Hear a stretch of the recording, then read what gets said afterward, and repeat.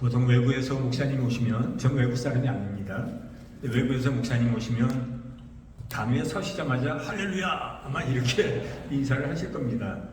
근데 저는 평소 여러분과 함께 한 교회를 섬기고 있는 사람이기 때문에 할렐루야라고는 인사드리지 않겠습니다.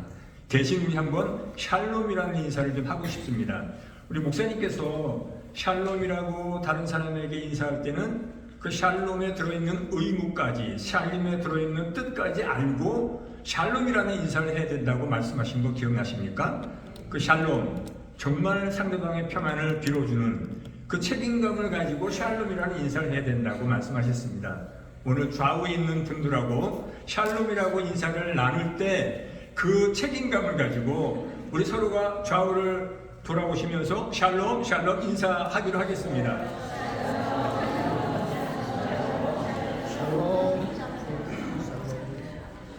제가 왜 굳이 왜 서로 돌아보면서 인사를 하라고 부탁드렸냐면, 자, 여러분들 우리 교회의 그 패턴을 여러분들 다 아실 겁니다. 이제 예배 끝나고 예배당에 나가면 친교실 가면은 매주일 만나는 분들만 만납니다. 그렇지 않습니까? 그 식탁에 보면 매주 똑같은 분들이 만나고 있어요. 그래서 같이 교회를 섬기면서도 평소에 다른 사람들하고 정말 진지하게 안녕하세요, 잘 지내셨어요? 인사할 수 있는 시간도 제대로 갖지 못했다. 제가 느낀 건 여러분들도 아마 느낄 겁니다. 그래서 오늘 말씀 전하기 전에 서로 샬롬 하면서 한번 인사하는 시간을 갖도록 했습니다. 잠시 기도하겠습니다.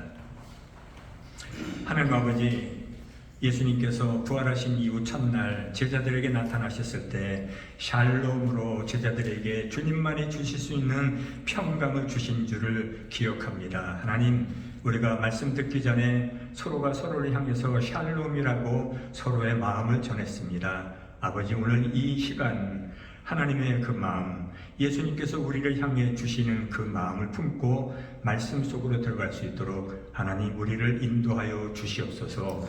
예수님의 이름으로 기도하옵나이다. 아멘. 목사님은 우리 영어권에 계신 우리 자한 집사님과 또 박 성도님을 위해서 항상 말씀 전에는 영어로 썸머리를 해 주셨어요. 근데 저한테도 좀 간단하게 썸머리를 좀 해줬으면 좋겠다 연락이 왔어요. 연락을 받는 순간 마음이 굉장히 불편한 거예요. 왜냐하면 저는 발음이 시원치 않거든요.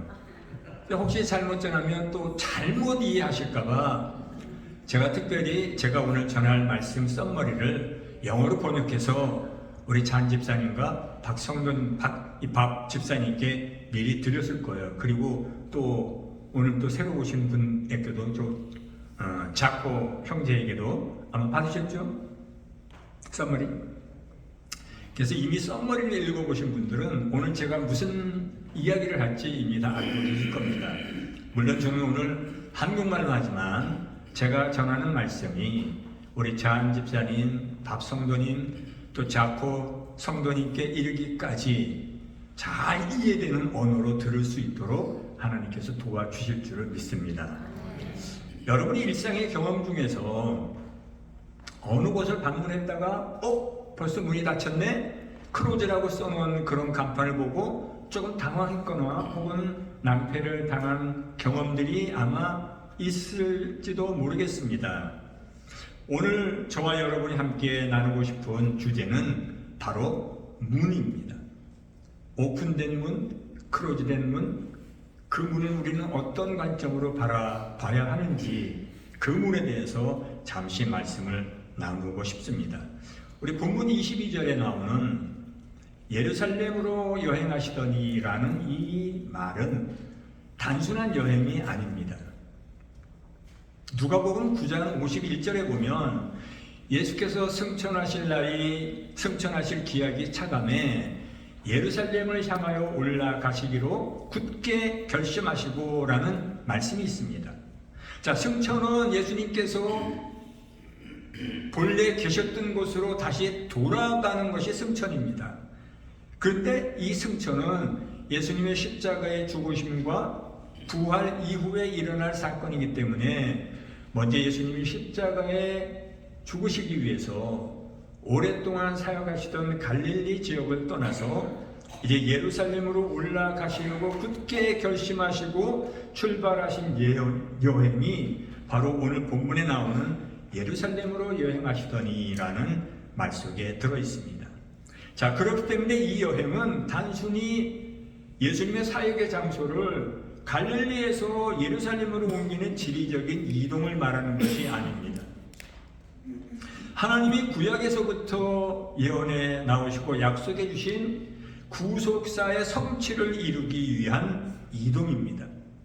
예루살렘은 예수님의 십자가가 기다리는 곳이지만 이 세상이 멸망당하는 것을 원하지 않으시는 그 아버지의 뜻을 이루기 위해서 이 세상에 오신 예수님이 이제 바야흐로 그 십자가를 져야 할 그 길을 지금 재촉하고 계십니다.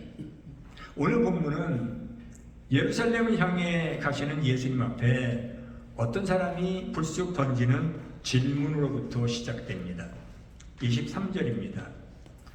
혹시 여짜오되 주여 구원을 얻은 자가 적으니까? 아마도 이 사람은 자신은 이미 구원 얻은 사람이라고 생각하고 그래서 구원 얻은 사람들의 숫자가 얼마나 되는지 궁금했습니다. 당시 유대인들은 자신들은 아브라함의 자손이기 때문에 오로메릭으로 무조건적으로 구원을 얻는다고 믿고 그렇게 자랑하고 있었습니다. 그러면서 한편으로는 과연 하나님 나라에 들어가 영원한 생명을 얻을 사람들, 그 얻은 사람들 숫자가 많은가 적은가에 대한 궁금증이 그들 사이에서 퍼져 있었습니다.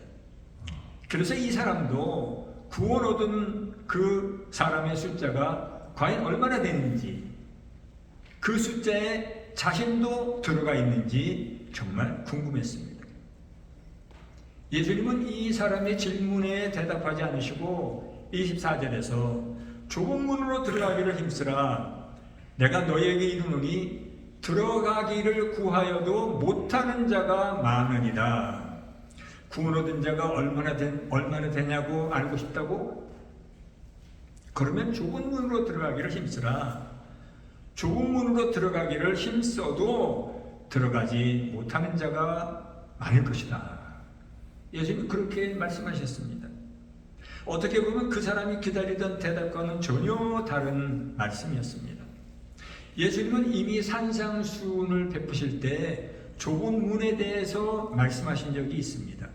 좁은 문으로 들어가라. 멸망으로 인도하는 문은 크고 그 길이 넓어 그리로 들어가는 자가 많고 생명으로 인도하는 문은 좁고 길이 협착하여 찾는 자가 적으니라. 자, 좁은 문은 생명으로 인도하는 문이라고 예수님이 말씀하셨습니다. 좁다라는 말에는 고난이라는 의미가 들어 있습니다. 자, 넓은 문은 그만큼 그 길이 넓어 그 길로 들어가는 사람이 많습니다. 누구나 다 문으로 들어갈 수 있는 문이 바로 넓은 문입니다. 그러나 생명으로 인도하는 문은 좁고 길이 협착하여 한꺼번에 다 들어갈 수 있는 길이 아니라는 거죠. 들어가기를 정말 힘쓰는 사람만이 들어갈 수 있는 길이 바로 좁은 문이라는 의미인데 그 좁다라는 말 속에는 고난이라는 의미가 있다는 말입니다. 자, 생명으로 인도하는 문은 좁고 그 길이 협착해서 험해서 선택하는 순간부터 고난이 따라오기 때문에 찾는 사람이 적다는 것입니다. 그래서 모두가 사람들은 넓고 편한 길을 찾아갑니다. 왜? 자기 마음대로 할 수 있으니까. 내가 가고 싶은 데로 갈 수 있으니까. 하고 싶은 대로 할 수 있으니까. 일단 넓은 문은 들어가기가 그렇게 쉬운 거죠. 그러나 넓은 문은 예수님과 상관없이 편한 대로 자기 가고 싶은 대로 가는 길입니다. 그래서 그 길은 멸망하는 길이라고 예수님이 분명히 선언하셨습니다. 좁은 문은 아무나 들어갈 수 있는 문이 아닙니다. 들어가기로 힘쓰는 사람만이 들어갈 수 있습니다. 자, 우리가 운동 경기장에 보면 출전하는 선수들은 정말 집중해서 전력 투구하는 모습을 보게 됩니다. 전력 투구해서 집중하지 않으면, 힘쓰지 않으면 승리를 장담할 수 없기 때문입니다. 그래서 좁은 문으로 들어가기를 힘쓰라는 이 말씀은 이처럼 전력 투구하고 집중하지 않으면 좁은 문으로 들어가는 것을 방해하는 영적 싸움에서 패배할 수도 있다는 예수님의 경고입니다. 좁은 문은 그렇다고 해서 그 문을 통과해서 그것으로 끝나는 것이 또 아닙니다. 오히려 시작입니다. 왜냐하면 좁은 문을 통과한 순간부터 기다리고 있는 것은 그 좁은 문을 가야 하는데 필요한 것들을 지켜나가면서 가야 하는 길이기 때문에 험한 길이라는 것입니다. 조심하지 않으면, 긴장하지 않으면, 집중하지 않으면 실족할 수도 있는 그런 길입니다. 그 길은 결코 자기 생각대로 자기 마음대로 하면서 가도 되는 길이 아닙니다. 자기 생각을 내려놓고 자기 나를 포기하고 전적으로 그 길을 어떻게 가야 하는지 제시해 주신 예수님의 말씀대로만이 갈 수 있는 길이 바로 좁은 문 안으로 들어가서 가는 길입니다. 걸어가다가도 불쑥 내 생각대로 하고 싶은 생각이 일어납니다. 그래서 그 길에서 벗어나고 싶어 합니다. 쉽고 편한 길을 가고 싶다는 유혹이 끊임없이 밀려오는 그 길이 바로 좁은 문을 통과한 사람들이 걸어가야 하는 길입니다. 그러나 좁은 문, 좁은 길을 통과했을 때 우리를 기다리는 영광에 비하면 우리가 당하는 고난 절대 헛된 것이 아닙니다. 사도 바울도 로마서 8장 18절에서 생각건대 현재의 고난은 장차 우리에게 나타날 영광과 좋게 비교할 수 없도다라고 말했습니다. 그런데 좁은 문은 아무 때나 들어갈 수 있는 문이 아닙니다. 들어갈 수 있는 시간과 들어갈 수 없는 시간이 정해져 있습니다. 25절입니다. 집주인이 일어나 문을 한번 닫은 후, 자, 문을 닫는 그때가 그 문을 들어갈 수 있는 시간의 마지노선이라는 것입니다. 그때가 지나면 예수님의 말씀처럼 들어가기를 구해도 못하는 자가 많게 된다는 것입니다. 왜냐하면 한 번 닫혀진 이후에는 그 문은 더 이상 열리지 않기 때문입니다. 25절 이하에 계속되는 말씀을 보면 문이 닫힌 이후에 좁은 문으로 들어가기를 힘쓰지 않았던 사람들, 좁은 문을 외면하고 거부했던 사람들이 문 밖에 버려진 채로 당하는 마지막 실제적 상황을 충격적으로 묘사하고 있습니다. 이것은 절대 가상의 이야기가 아닙니다. 성경 속에 등장하는 이야기가 가상의 이야기라고 생각하면 절대 안 됩니다. 이미 우리 전에 훨씬 오래전에 기록된 말씀이지만 오늘에 사는 우리 세대에서도 얼마든지 일어날 수 있는 일들이기 때문에 미리 깨닫게 해주시기 위해서 말씀으로 기록해 놓은 것입니다. 장차 다가올 심판날에 구원이 배제된 사람들이 실제적으로 직면하게 될 처절한 상황입니다. 25절을 같이 보겠습니다. 집주인이 문을 한번 닫은 후에 너희가 밖에 서서 문을 두드리며 주여 열어주소서 하면 그가 대답하여 이르되 나는 너희가 어디서 온 자인지 알지 못하노라 하리니. 자, 지금 닫혀진 문 밖에서 문을 두드리고 있는 이 사람들은 평소에 이제껏 좁은 문을 쳐다보지도 않던 사람들, 좁은 문을 거부하던 사람들, 좁은 문으로 들어가는 사람들을 보고 비웃고 편한 길도 있는데 무엇 때문에 그 길을 가냐고 웃었던 사람들입니다. 좁은 문으로 들어오기를 거부하고 더 쉽고 넓은 길을 택했던 사람들입니다. 노아의 홍수 때 햇볕이 쨍쨍 내려쬐는 그 현상에서도 노아는 열심히 하나님 말씀대로 방주를 만들고 있었습니다. 그때까지 구약에 등장했던 사람들은 비가 뭔지 제대로 몰랐습니다. 그런 마른 하늘에 배를 짓고 있는, 방주를 짓고 있는 이 노아를 사람들은 비웃고 조롱했습니다. 그런데 그 사람들은 홍수가 넘쳤을 때 한 사람도 노아가 만들어 놓은 방주에 들어갈 수가 없었습니다. 이미 방주의 문이 닫혔기 때문입니다. 모두가 죽었습니다. 심판의 날이 오면 언제 그날이 있겠느냐고 넓고 쉬운 길만 걸어가던 사람들이 마지막 때 닫힌 문 밖에서 할 수 있는 일은 아무것도 없습니다. 좌절, 절규, 통곡뿐입니다. 너무 늦어서 돌이킬 수가 없기 때문입니다. 여러분, 이 이야기는 다른 사람의 이야기가 아닙니다. 성경은 바로 나에 대한 이야기를 지금 하고 있습니다. 우리도 어느 때가 되면 문 안에 있든 문 밖에 있든 극명하게 갈리게 된다는 분명한 사실을 예수님은 지금 좁은 문, 넓은 문을 비유를 통해서 경고하고 계십니다. 26절을 제가 또 보겠습니다. 문 밖에 버려진 사람들의 마지막 항변입니다. 우리는 주 앞에서 먹고 마셨으며 주는 또한 우리 길거리에서 가르치셨나이다. 주님이 거기서 식사하실 때 우리도 거기 있었습니다. 주님이 거기서 말씀을 가르치실 때 우리도 거기서 말씀을 들었습니다. 그런데 우리를 모르신다니요.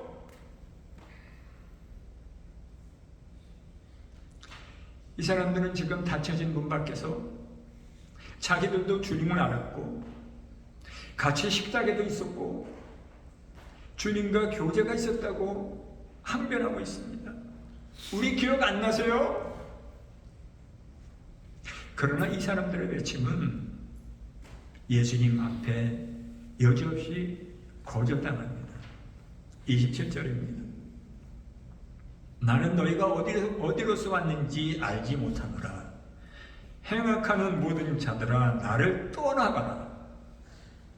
예수님과 식사하는 자리에 같이 있었다는 것, 예수님의 가르침을 들었다는 것, 이런 사실은 결코 아무것도 개런티해 주지 않는다는 것입니다.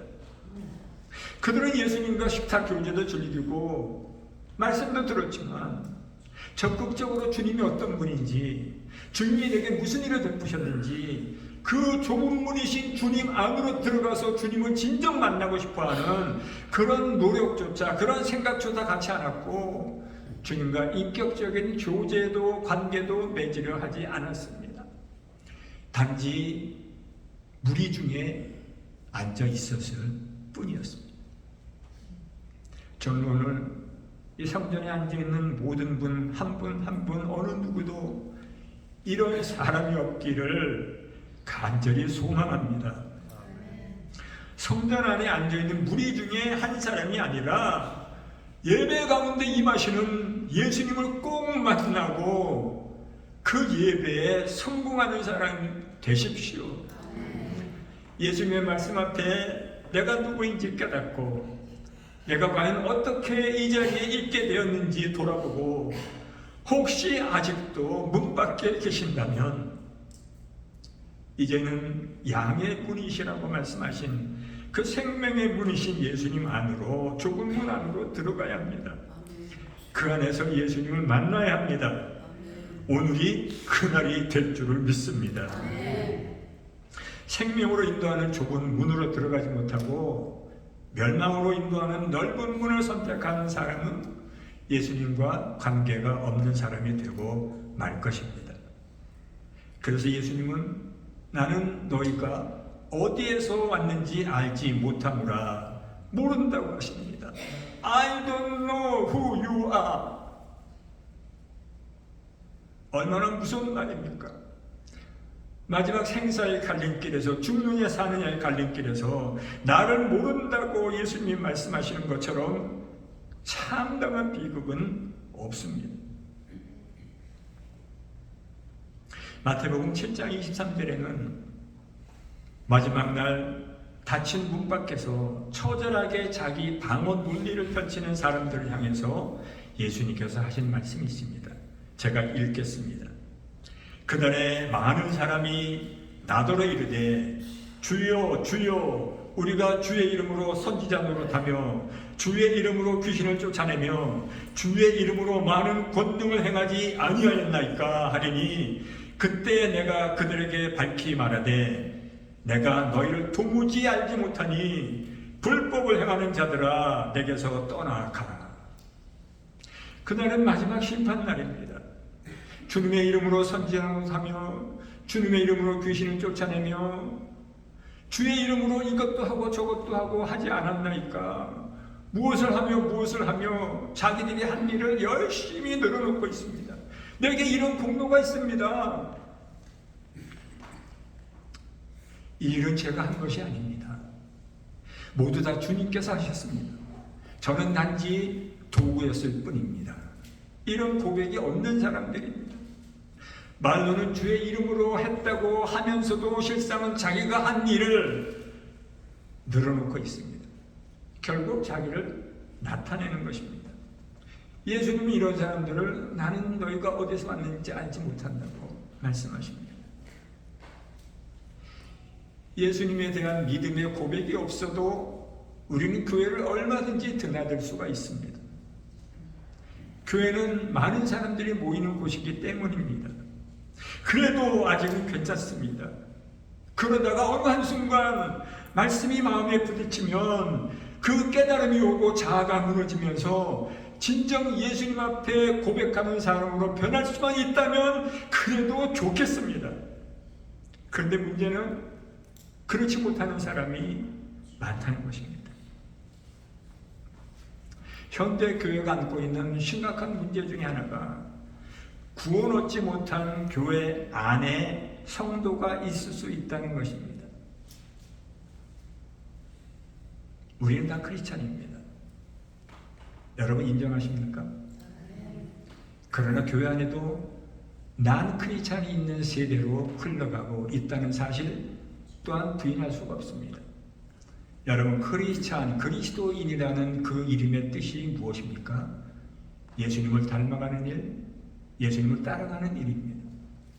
근데 교회 안에 들어와서도 예수님을 닮아가는 일, 예수님을 따라가는 일을 하지 않으면서도 그리스도인이라고 생각하는 사람들이 너무도 많다는 것입니다. 그게 마지막 시대에 일어날 수 있는, 교회 안에서조차도 일어날 수 있는 일이라는 것입니다. 구원은 하나님의 전적인 은혜이고 하나님께서 주시는 선물이라 할지라도 우리가 아무것도 하지 않아도 된다는 말은 결코 아닙니다. 나는 구원 얻었다라고 생각하고 살다가 어느 날 마지막 날 나는 너를 모른다는 말씀을 듣게 된다면 이보다 더 통곡할 일이 어디 있겠습니까? 더 이상 돌이킬 수 있는 기회가 없는데 마지막 시간인데 28절에 보면 그런 사람들이 어떤 상황 가운데 빠지는가? 너희가 아브라함과 이삭과 야곱과 모든 선지자는 하나님 나라에 있고 오직 너희는 밖에 쫓겨난 것을 볼 때 거기서 슬피 울며 이를 갈미 있으리라.